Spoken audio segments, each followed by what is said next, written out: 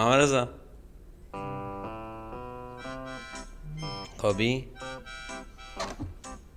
خوابیدی؟ ساعت 2.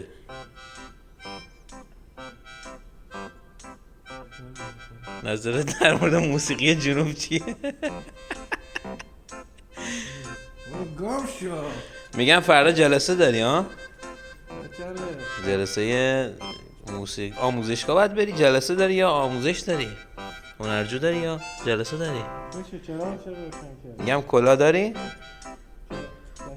میگم کلا مد شده خوبه بذاری. گو بخور تو رو خودم. میگم آرایشگرت کجا رفتی آخرین بار؟ خراب کرده بد شده موهاتو.